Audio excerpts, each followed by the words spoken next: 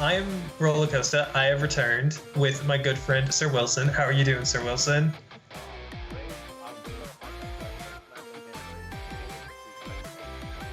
Mm-hmm. You're a little quiet, buddy. Do you think is there a way that you can like turn yourself up? But it was great watching the Titans blow each other back. While Will works on his audio a little bit, I'm going to talk about these teams here. DJ Prime has Tapu Koko, Metagross, Amoonguss, Frostlass, Tornadus, and Mandibuzzed. Those last three really threw me off. And Hagen has Thundurus, Landorus, Urshifu, Whimsicott, Neoligo, and Metagross. So interesting team stuff. Yeah, Ambrosia, we got the nut core. We have people that are very anti that name, but I've accepted the reality that that's just what it's going to be. We can't do anything to stop it. Is that loud enough now? No, it's still not coming in great. Mandibuzzed without the Spidiff speed is interesting. I was going to see how they deal with Night. Yeah, ATX Gemma's Thunk Core is a lot better.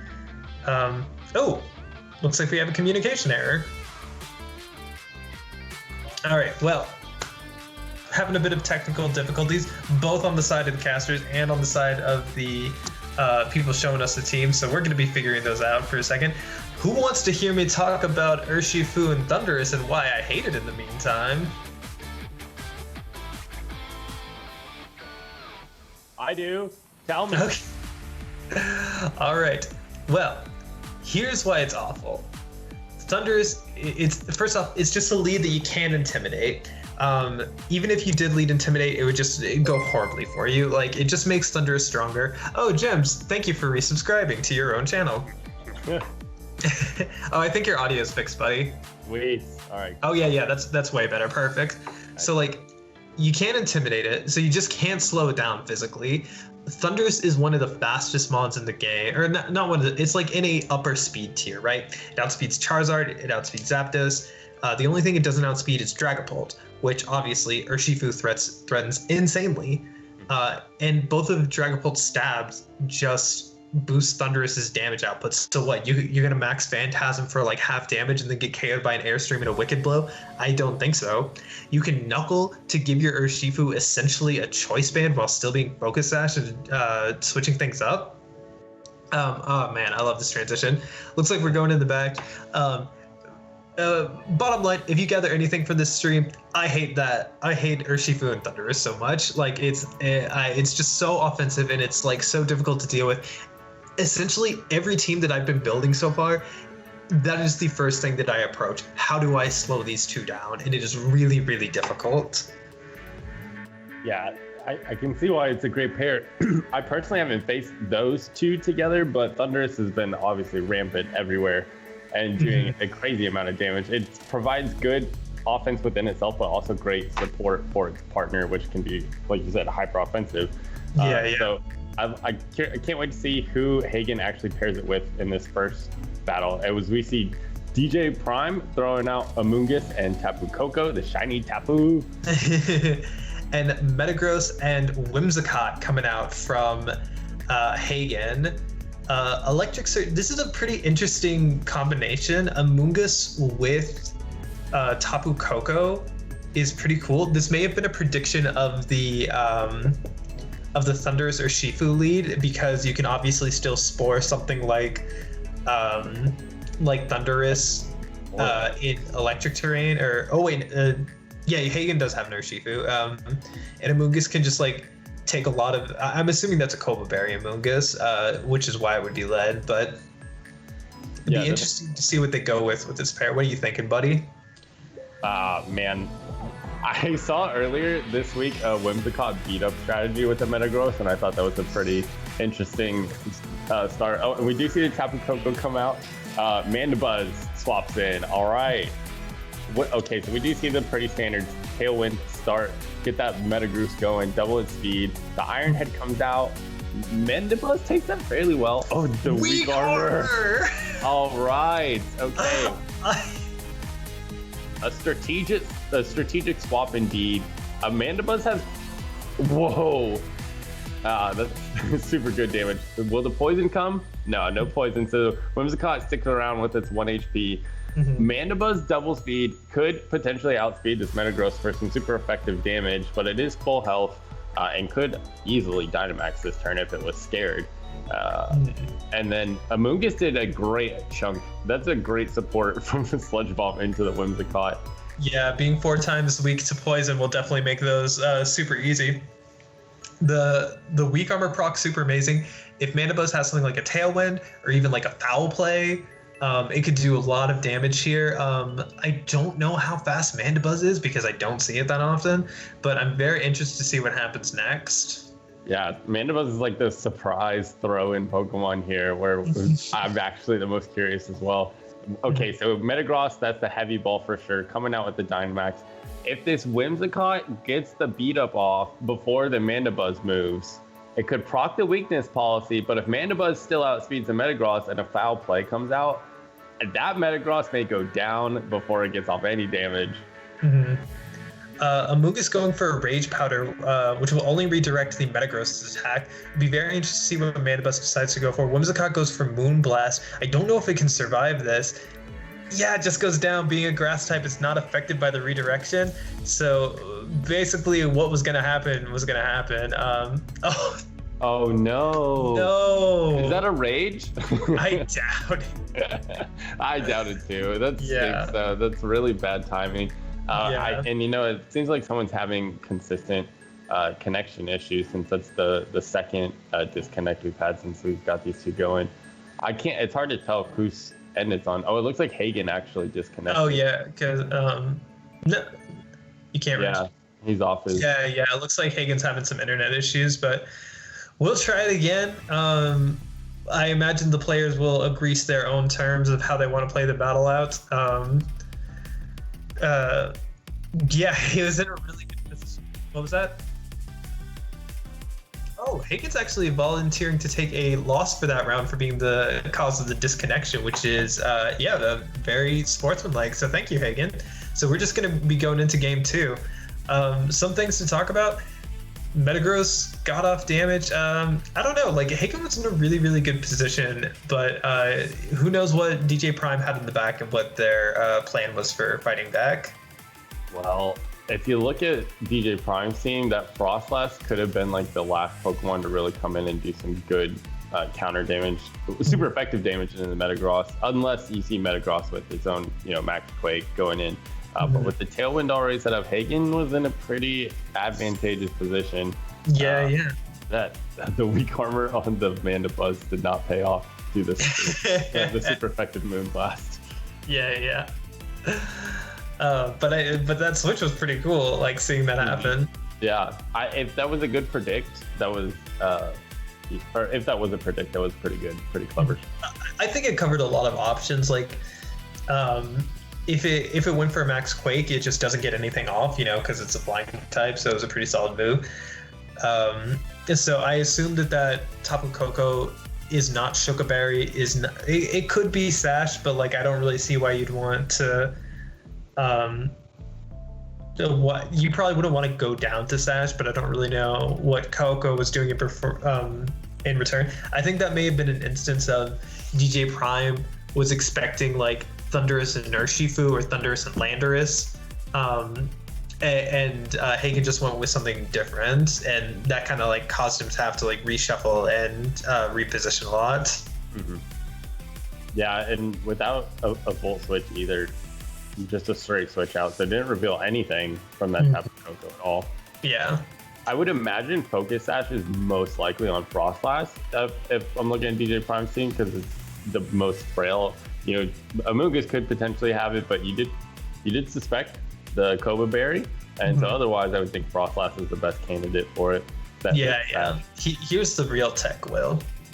You do Focus Sash Metagross, because anyone that attacks a Metagross is going to be going for a move that'll just one-shot it because they expect a weakness policy and they don't want to deal with it. So that's what you do, Focus Sash Metagross as a dedicated Wicked Blow Urshifu counter. It will live it. It will live it, right? You're not wrong. Does that say perish? Interesting. Hmm. All right, so we are going into game 2 after Hagen agreed to take that round 1 loss for the internet disconnect. And we're going to see how we adjust after seeing that. Now it's a little scary. Do you think DJ Prime leads expecting what Hagen led last round? I think he's still got to prepare for it because he had just a really comfortable position with what he did, with what DJ Prime did throw out. So that's, I would adjust if I was DJ Prime. Yeah, and that's kind of like the really scary position going into game 2. You're like, okay, your lead just completely like annihilated me, so I could just counter lead that, but are you going to change yours? I don't know. It can be really hard. Yeah, the trade-off of putting yourself in a position for that may also put DJ Prime. It seems like DJ Prime would take a pretty big disadvantage from preparing for that lead, unfortunately, but based on his other mons. Mm-hmm. Okay, I'll tell my story later. Oh, so cute. All right. Mandibuzzed and Friendlies this time. And Whimsicott and Metagross on the opposing end. Okay. Don't know what to expect from these two. We do obviously know the weak armor is on Mandibuzzed, but the Tailwind and the Max Steel are always seen from the Metagross so far. Yeah. It could be something like weak armor weakness policy, and like just a max darkness would be interesting. Yeah, because Frostlass gets Ice Shard, so that would be a pretty good strat. Something I could see here. I don't know what else to expect from Frostlass. I have seen originally a Frost Breath into Crocodile Anger Point, which, oh no! Shoot. So, dang it. DJ Prime's Dynamaxing, right? Is that the Mandibuzzed? Yeah, is the Mandibuzzed. Big Mandibuzzed coming out. The reveal. The reveal of the tech. How does DJ Prime handle weakness policy Metagross? I just want to say Santakos jinxed it. Santakos jinxed it in the chat. He did. All right, Ice Shard. Ice Shard weakness policy weak armor. Weak armor triggers. The weak armor. And weakness policy. No, not triple. Hey, bro, it can't be triple axle. How's Frostlass gonna learn triple axle?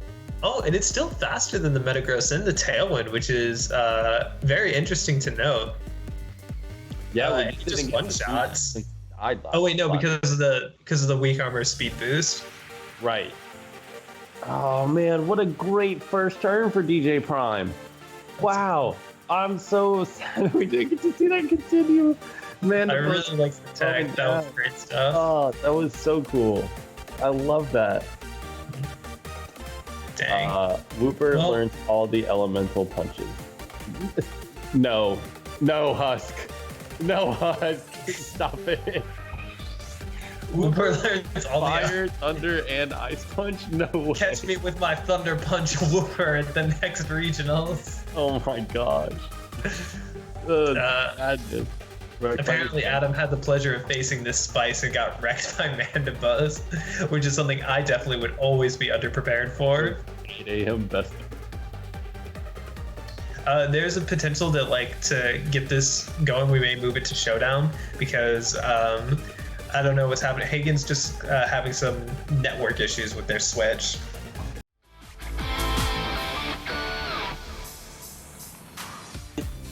Okay, we gotta commentate. Look, I could talk about cartoons for the entirety of my life, but time to commentate this battle. I believe this is going to be game 2. I don't know if they're gonna play out the same turn 1, but we'll see how it goes. Okay. It should be okay. So I'm being informed that they are going to play out the same turn 1. So we should see the amazing Mandibuzzed tech to take out that Metagross. So we're just gonna get this first turn out of the way. Man, should get some jelly-filled rice balls. Oh, I want jelly-filled donuts right now. Dang. Dude. All right. Yes, Turtle Mania. You are Weakness about policy, to see it. weak armor, Mandibuzzed. You are about to see it. The ultimate Metagross counter. So obviously, DJ Prime's gonna go for the same turn 1. Ice Shard and Max Darkness, Tailwind, and Metagross isn't gonna do anything except die. Good call on Hagen to delay the Dynamax, especially after seeing the tech. Ghost type to bypass the fake out. Going for ghost types to trigger weakness policy is a really good call. So like get rid of fake out and stuff like that. Now Hagen has the option of going into something like the Thunderous. There it is. And something like a Max Lightning is going to be really, really threatening to that Mandibuzz. And I don't think it outspeeds the Thunderous and the Tailwind. It could if they Frost Blast Ice Shard again. I think if you trigger weakness or weak armor one more time, you will have the speed control. That'd be, I don't know if that's a worth play to go for, because even after the damage, okay, we do see the Max Guard, the Moonblast and then Frost Blast takes it below half, and then air double up into the Frost Blast. Really, really good double up. I imagine that DJ Prime was probably going for something like breaking the sash on the Whimsicott so that they could trigger weak armor again and get an airstream off and then finish out the game with what they have in the back. But Amoonguss comes in, which is really good. Because now you can do something like Rage Powder. We saw Whimsicott KO with Moonblast, but it was out of Dynamax. Taunt going into the Amoonguss, prevent anything like a Spore. Oh, that's a really good turn to Rage Powder to eat up that Max Lightning. And Airstream comes out into the Whimsicott, taking it down to Sash. And Mandibuzz's Dynamax turns are now over. The Rage Powder was pretty good. I was going to ask, do you think the Mandibuzz is physical or special base damage? I don't think we've seen.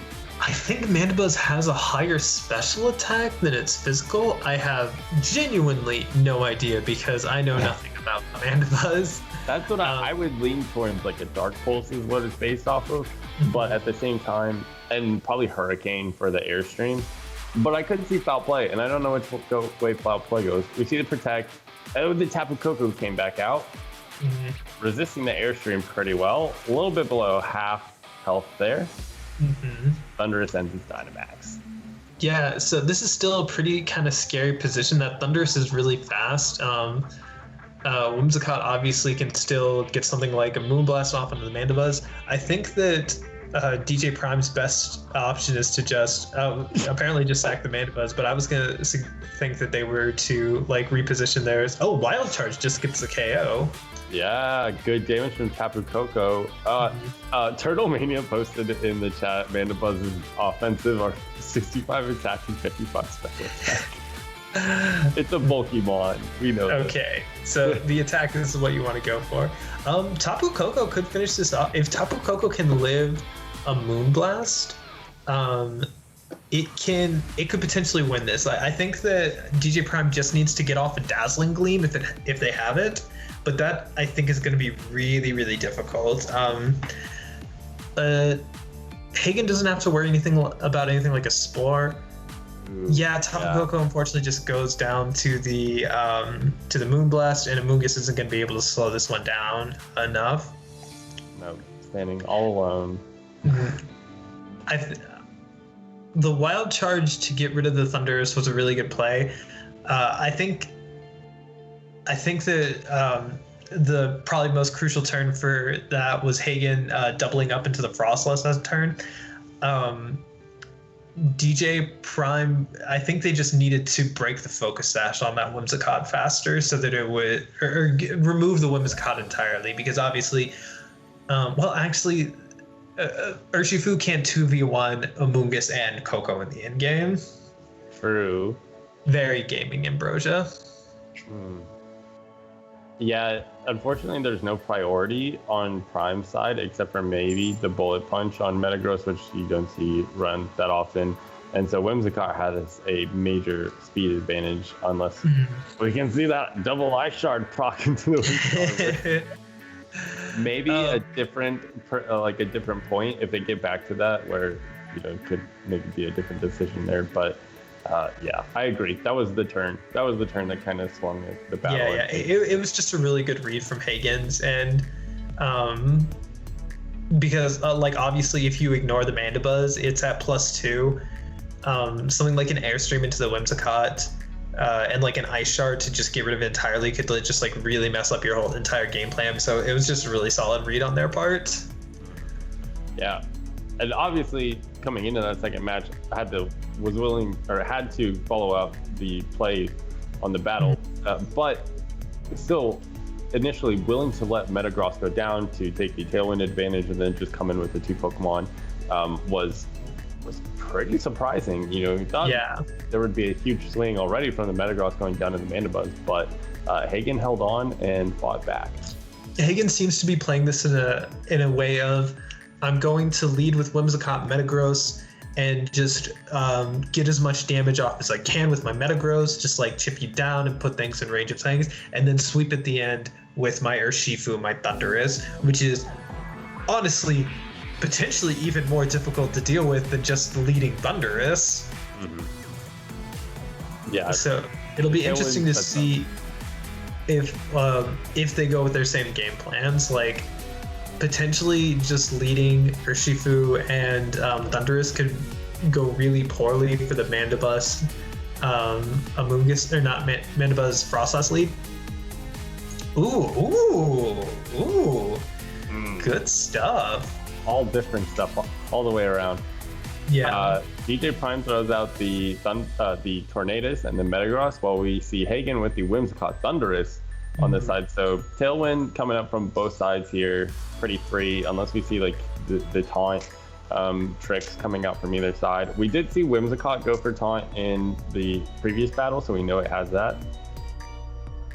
Tailwind, Hailstorm into the Whimsicott, break the sash. So Hagen loses their Tailwind setter and just gets a KO, but they don't lose their Thundurus, and they maintain the speed order in the same way. And now the kind of scary thing is you can't trigger the weakness policy on your Metagross without also triggering the weakness policy on Hagen's Metagross. And also Urshifu exists. Yeah, and we gotta wait and see which Metagross will be faster. We have not seen these two on the field at the same time yet. This is the first. I'm thinking in the back about the Frostlass having the advantage of the Hail being up as well with its Snow Cloak ability. That could be a minor advantage later on. But I do like that Mandibuzz has a pretty safe spot now that one fairy type is gone from Hagen's side of the field. Yeah, I think that if DJ Prime can force a 1v1 between the Urshifu or the Thundurus against the Tapu Koko, they could win this, but the Metagross looks like it's going to be really, really difficult to break through. Metagross chooses to Dynamax, Air Slash goes into the Urshifu, just flat KOs it. Steel Spike goes into the opposing Metagross, which means that they may just have the faster Metagross, but Steel Spikes just exchanged into Steel Spikes there. Oh my gosh, that Air Slash completely took down Urshifu. That's surprising. I mean, I knew it was good damage, but there was no... Oh yeah, Whimsicott had the Sash, so just completely shut down. Yeah, but no Sucker Punch? Huh? No Sucker Punch either. Did we see Sucker Punch? If you Sucker Punch, you're kind of leaving yourself to the mercy of the opposing Metagross. So I think that play just gets rid of the Urshifu no matter what. I mean, potentially you could live the Steel Spike. Wild Charge comes out into the Metagross. I imagine this is going to be another Hail. Oh, and Hagen actually triggers the weakness policy. Oh, there's no weakness policy on that Metagross. Gee, that's odd. Interesting. Okay, cool. Oh, that's right, because it's on the Mandibuzz.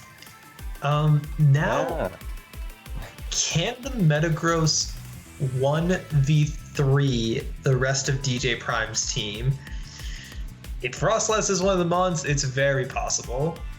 Yeah, we don't know the fourth Pokemon in the back yet, but we know Dynamax advantage and it has some type advantage in facing its moves. Okay, Frostlass throws up the Protect, the Steel Spike comes in, takes it well below half. Mandibuzzed is in for free. The hail damage chips all the way around. Dynamax for Metagross ends And we don't have any tailwind up either. Both tailwinds are down. Yeah, this is kind of an interesting position because like now you can do your weakness policy stuff, but if it's a physical Mandibuzz, it's still going to be difficult. Oh, it's special Dark Pulse. Okay, that should pretty much seal it. Because oh no, it has Rock Slide. Whoa! The surprise! Oh no! Oh dang! So that was really, really great positioning on Prime's position, but not getting the KO, and now that's Rock Slide. And I think that the Metagross was faster this whole time. So unless this has just been a speed tie, yeah. Oh, that was really, really good positioning for Prime, but that Rock Slide just really came in clutch at the end. Oh, and Hail ended on the most clutch turn too. Oh, that's so unfortunate. Yeah, I don't know. I can't read, or I can't guess how close that is, but I would suspect that Hail would have been enough. Can we see? It looks like it's on 2 HP. It has like 4 to 6% left, so Hail Chip would have taken it down. My gosh. You just need to take one little bit more chip. Wow, oh that is man, crazy close. Yeah, that unfortunate, but like really good playing from both people, just all together. Oh Yeah. Man, what a set! Cool tech bringing the Mandibuzz out. Very fun to see. Frostlass is like rarely used. And Hagen had some pretty good switches, some pretty good calls. And thank you, chat, for being patient with us as we switch this over from the disconnection issues over to the showdown.